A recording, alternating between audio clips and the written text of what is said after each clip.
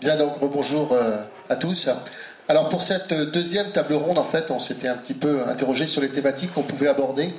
Et on s'est dit que dans le département et plus largement dans la région, eh bien, on avait un tissu économique finalement assez orienté au niveau des PME. Et quand on regardait les grandes enquêtes au niveau national, eh bien, tout ce que l'on voyait au niveau de l'utilisation du e-learning, toutes les enquêtes tournaient autour des grands groupes. Donc l'objectif qu'on s'est mis en place, eh bien, c'était de se poser cette question-là. Est-ce que la formation en ligne, finalement, est-ce qu'elle peut s'adapter aux problématiques des petites et moyennes entreprises? Donc pour cette deuxième table ronde, j'ai demandé à Adrien Ferraud de l'Université de Rennes 1 de nous faire un petit éclairage sur justement l'évolution des différentes pratiques de formation à distance au sein des PME. À Elisabeth Dériac de Cifadis de venir un petit peu nous parler de justement cette problématique telle qu'elle est vécue aujourd'hui par les petites et moyennes entreprises. Et puis on terminera avec un élargissement de Michel Nison et du Lang, justement sur l'ouverture un petit peu à l'international et de se poser la question finalement ce que l'on rencontre au niveau local est-il de manière plus générale ou est-ce qu'on le retrouve ailleurs également un petit peu partout on a évoqué, on a évoqué Google les États-Unis, on a évoqué la Toscane. Alors Michel Nison, vous travaillez dans le domaine des langues et particulièrement sur le marché international. Est-ce que vous pouvez nous donner quelques éclairages et puis peut-être votre avis un petit peu sur d'experts internationaux cette fois-ci sur ce qui se passe au niveau des PME, du contexte un petit peu français comme on l'a vu? Oui, ce que j'ai noté de M. Ferraud, c'est que 500 000 entreprises PME sont absentes du e-learning. Effectivement, c'est comme le monstre du Loch Ness. Tout le monde parle du e-learning et des PME, mais personne ne l'a vraiment vu. Et ce qui est assez paradoxal, c'est que le e-learning a été créé pour réduire au départ les coûts de formation. Et donc on croyait qu'on avait inventé la formation du pauvre, entre guillemets. Et donc la formation pour les PME ou pour les TPE. Et en fin de compte, cet outil du pauvre, parce que on le trouve chez les riches. C'est-à-dire que c'est ça le grand paradoxe, c'est que ce sont les riches qui utilisent les outils de pauvres quand on parle de e-learning. Et les riches pour les entreprises, c'est comme les riches pour les particuliers, il n'y en a pas beaucoup. Alors créer un marché qui s'adresse à une petite population, c'est pas évident du tout. Mais ça peut être un sujet de colloque, puisque ça fait déjà un peu plus d'une heure qu'on parle des PME. Et en fin de compte, les PME sont totalement absentes du e-learning. Donc les tendances, c'est effectivement des grandes entreprises qui utilisent de plus en plus les outils du pauvre. Alors pourquoi? Parce que le coût de travail ne fait qu'augmenter, plus la protection sociale et tout, vous arrivez à un taux horaire qui est assez élevé, et donc une heure d'un formateur, c'est entre 40 et 100 euros concrètement. Donc pour les grandes entreprises, ce qui est intéressant, c'est de rajouter, de dire on va faire un module de 30 heures de formation, on va faire 20 heures de formation avec un formateur, et ce ne seront pas toujours effectivement des formations individualisantes, ça peut être des formations collectives, dans lesquelles on va intégrer également du multimédia malheureusement. Et ensuite, on va rajouter 10 heures d'e-learning. Donc l'heure moyenne de formation va diminuer. Vous prenez 20 heures à 100 euros pour faire simple, ça fait 2000 euros. Vous prenez un outil de formation qui va coûter 100 euros, qui permet de former 100 heures, donc ça fait 1 euro de l'heure. Vous rajoutez 10 heures qui ont coûté 1 euro, ça fait 10 euros. Vous voyez que ça, obligatoirement, le coût moyen de l'heure de formation va extrêmement diminuer. Et c'est la raison unique pour laquelle aujourd'hui toutes les grandes entreprises recherchent à baisser les coûts. Et donc le e-learning aujourd'hui c'est une réalité. Alors pendant longtemps ça a été un discours, mais c'est une réalité aujourd'hui parce que les grandes entreprises veulent baisser les coûts de formation. C'est uniquement pour une question de coût. Après la qualité ça devient presque un sujet optionnel. Donc en termes d'évolution, les PME, une entreprise de e-learning qui ciblerait les PME, je ne lui donnerai pas beaucoup de temps pour vivre parce qu'elle aurait du mal à trouver des clients. J'ai bien aimé d'ailleurs, effectivement, que M. Ferraud l'a remarqué, que l'exemple donné par la représentante de Cifadi, c'est quand même une PME de 750 personnes. Et est-ce qu'on peut encore parler... Ou 700 personnes? C'est 250 à 500 personnes. Oui, et l'exemple que vous avez donné était de 750 salariés, quoi. J'ai bien expliqué qu'elle venait aussi d'augmenter. Mais je ne suis pas sûr que, effectivement, on peut toujours vouloir adresser avec des plateformes e-learning les entreprises de 20 à 250 salariés. Mais en fin de compte, quand on interroge sur les références clients de tous les fournisseurs d'e-learning, on cite toujours les mêmes noms. On cite France Télécom, Société Générale, Total, Gaz de France, EDF. C'est toujours les mêmes. On ne voit jamais apparaître le nom des PME. Et en plus, bon, le tissu, après, on pourrait parler du tissu industriel français, qui est très différent du tissu industriel allemand, ou comme le disait M. Ferraud, du tissu industriel des pays anglo-saxons. Donc, le marché le plus porteur, d'après tous les gens que je rencontre, c'est le particulier. Parce que cette grande entreprise qui recherche à réduire ses coûts, elle va avoir tendance aussi à dire au particulier, à son salarié, débrouille-toi. T'as un problème, débrouille-toi. Et donc le particulier, c'est le marché le plus porteur. J'ai rencontré la semaine dernière le directeur commercial Europe du test TOEIC. Nous avons conçu un outil de préparation à ce test d'anglais. Et il me disait que le marché le plus porteur pour lui demain, c'était pas celui des entreprises, petites ou grandes, c'était pas celui des universités et des grandes écoles, c'était celui du particulier. Et on le voit bien à travers les chiffres de vente de notre outil de préparation au TOEIC. En une semaine, il se vend plus de préparation achetée par des particuliers que achetée par des institutions ou des organisations. Donc la grosse tendance, on le voit encore plus dans les pays anglo-saxons, c'est des achats individuels. J'aime toujours comparer notre marché à celui de l'industrie pharmaceutique. Dans le sens où c'est un marché de prescription. Ça veut dire que même s'il y a un achat individuel, derrière, de manière plus ou moins visible, il y a un formateur, il y a un professeur. Et il n'y a pas d'achat individuel d'outils de formation sans la prescription au départ d'un formateur. Et une autre évolution qu'Edulang prend en considération, c'est que la plus grande école de langue, puisque Edulang est spécialisé dans l'apprentissage de la langue anglaise, je ne peux pas parler d'autres sujets que de celui-là, parce que je ne suis pas universitaire, je ne peux pas généraliser, conceptualiser. Mon expérience est très limitée, elle est plus anecdotique que de l'ordre de la statistique. Mais il y a très longtemps, il y avait une publicité à la télé qui disait le plus grand employeur de France, ce sont les artisans. Eh bien, la plus grande école d'anglais au monde, elle est constituée de tous les formateurs individuels. Ça, c'est encore pas très, très visible pour le grand public, parce que même les grandes entreprises, elles veulent savoir qui forme. Et en fin de compte, les grandes enseignes aujourd'hui de formation ne garantissent pas la qualité individuelle de chaque formateur. Donc, où Internet est intéressant, c'est que les systèmes d'e-learning qui existaient plutôt dans les grandes entreprises, on voit apparaître de nouveaux systèmes aujourd'hui, beaucoup plus ouverts dans le sens où sont souvent construits sur des bases open source, mais également ouverts dans le sens où c'est la mise en relation de tous les formateurs indépendants et de toutes les personnes prises individuellement pour se former. Donc, Edulang, prenant en compte cette réalité nouvelle, nous sommes en train de concevoir un des outils pour mettre en relation les élèves qui s'inscrivent à nos abonnements de préparation ou d'entraînement à l'anglais avec le formateur de leur choix. Parce que l'autre point, c'est que le e-learning, ça ne marche pas. Ça ne marche pas du tout. Alors, voilà, un marchand qui dit que ça ne marche pas, c'est surprenant, quoi. Mais c'est bien d'avoir un rôle critique sur son activité.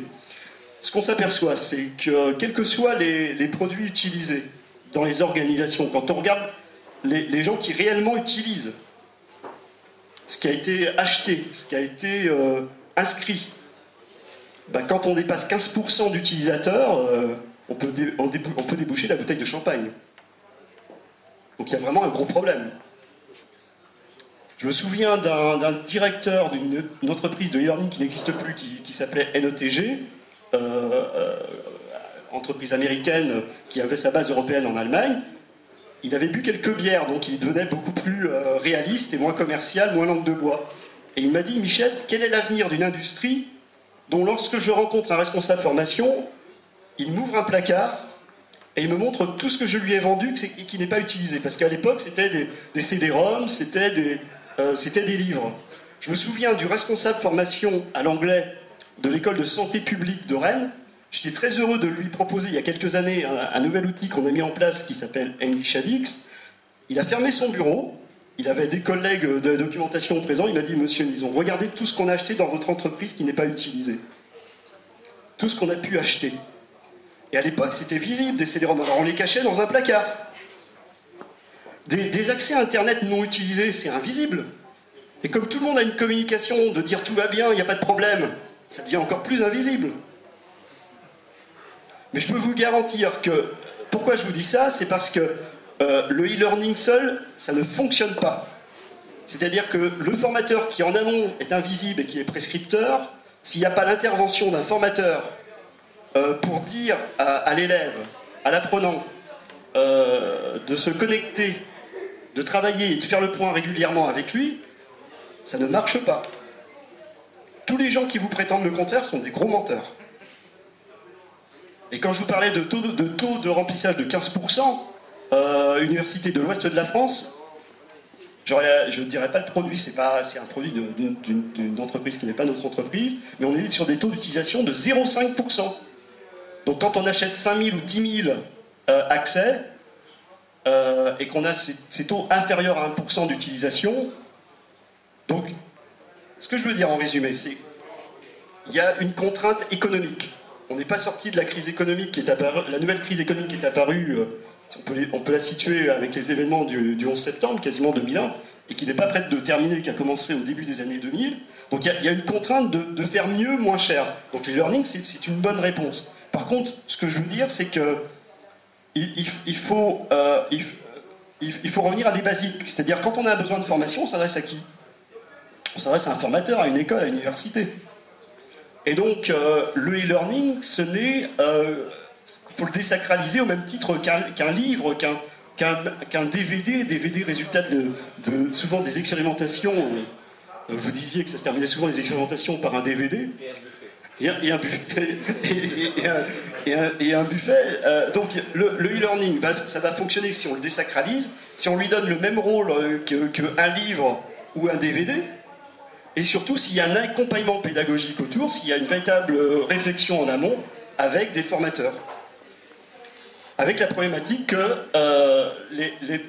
on va avoir de plus en plus de formateurs indépendants parce que c'est le résultat du fait qu'on les gens qui étaient censés recruter des formateurs à temps plein en durée indéterminée n'ont recruté que des vacataires qui travaillent 10 heures ou 15 heures par semaine et qui ne peuvent pas avoir un salaire décent en travaillant 10 heures ou 15 heures par semaine et qui sont donc devenus multi-employeurs et qui cherchent aussi à développer leur activité en nom propre.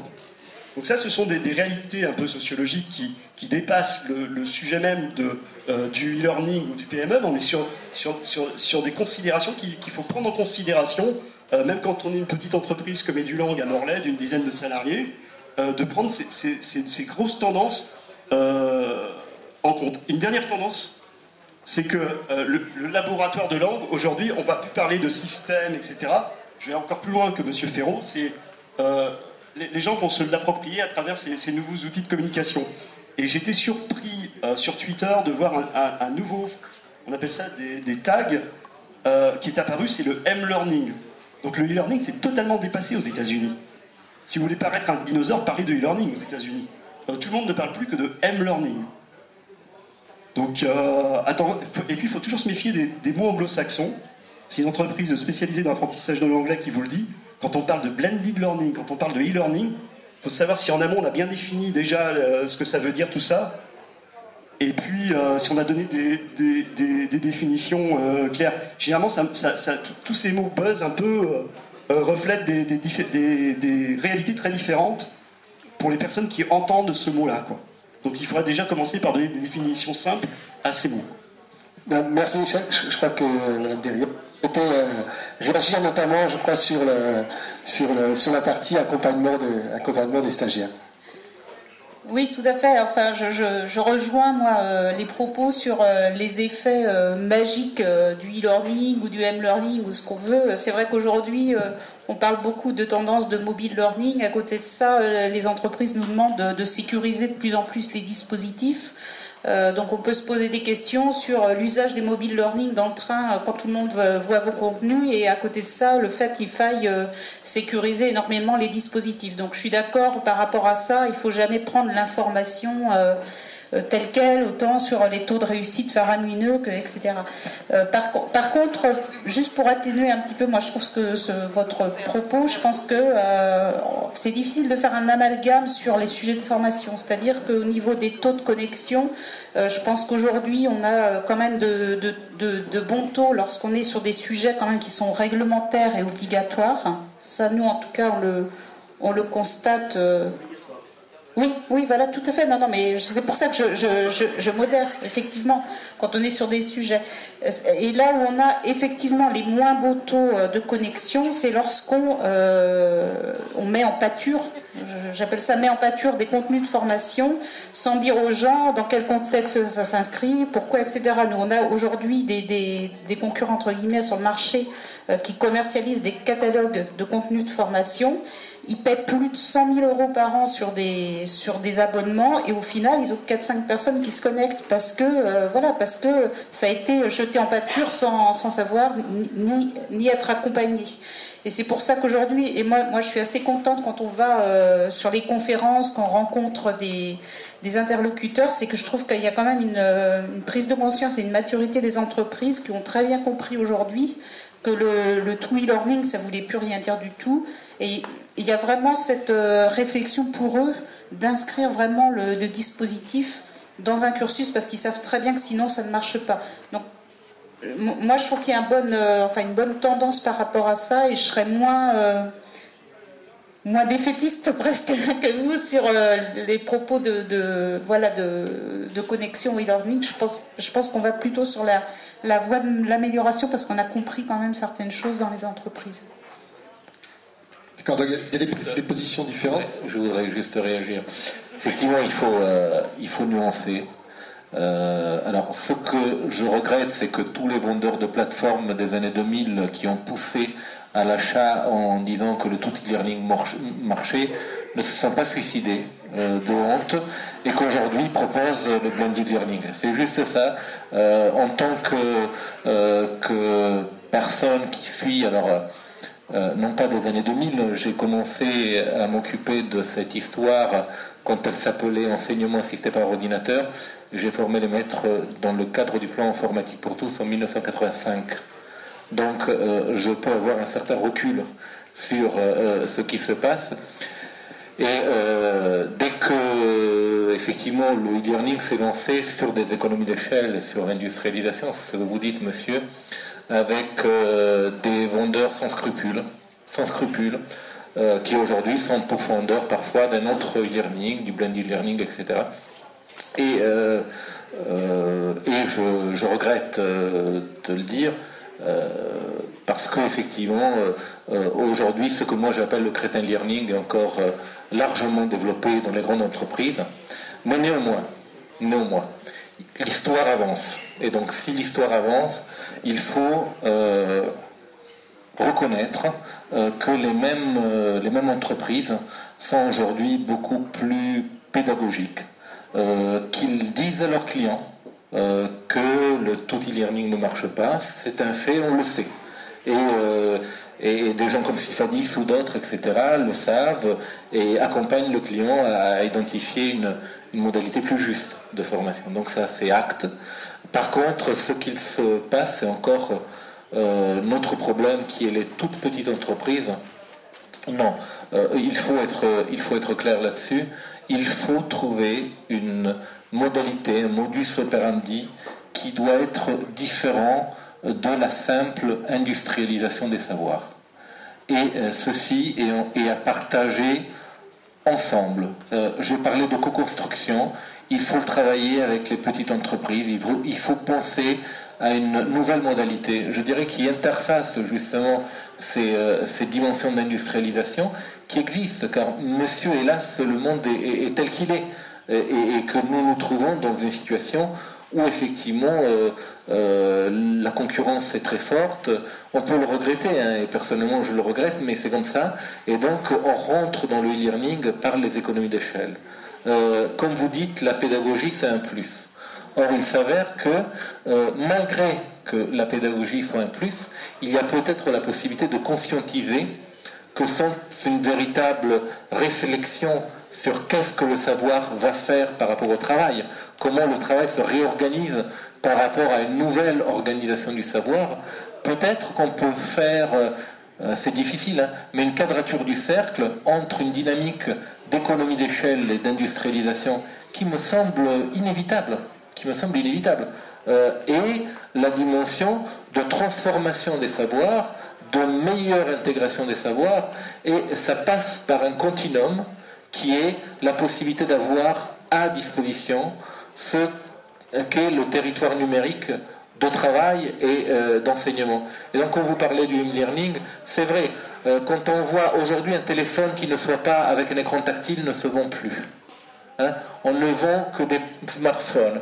Et très prochainement, on ne vendra que des smartphones au-delà de ceux qui utilisent Apple, on utilisera Android notamment, etc., etc. Donc, il faut qu'on réfléchisse sur les porosités de plus en plus importantes entre le travail et l'apprendre. Eh bien, ces porosités, pas seulement sont de plus en plus importantes, mais seront essentielles et nécessaires pour les petites organisations. Parce que justement, ils ne peuvent pas se permettre le luxe de partir en formation. Ils ne peuvent pas se permettre le luxe d'avoir une trop grande discontinuité entre l'apprendre et le travailler. Donc des dispositifs embarqués, je vais les appeler comme ça, qu'ils soient sur le poste de travail, que ce soit sur le poste mobile, etc., seront fondamentaux à une relecture des rapports entre le savoir et puis le travailler dans les petites entreprises. La possibilité de dislocation, de temporalisation, on va dire, entre le savoir et le travail est un luxe que les grandes entreprises peuvent encore se permettre avec le e-learning classique, mais que les petites entreprises ne peuvent pas se permettre. Donc il faut réfléchir autrement et surtout pas réfléchir en singeant la dimension du e-learning des grandes entreprises pour vouloir l'appliquer aux petites entreprises. Ça ne marchera pas comme ça. Pas seulement les tissus économiques, mais les fondamentaux, je dirais, sociologiques des petites entreprises sont très différents que des grandes entreprises. Donc, si on veut travailler, il faut travailler et il faut... les trois, ça me semble tout à fait intéressant que les chercheurs, les universitaires travaillent, je ne dirais pas main dans la main, parce que les intentionnalités sont un petit peu différentes, mais ensemble, avec les e-learning agencies, les distributeurs de e-learning, etc., pour trouver peut-être une autre modalité de fournir une information, je dirais, tout au long du travail aux PME et notamment aux plus petites d'entre elles. Ok.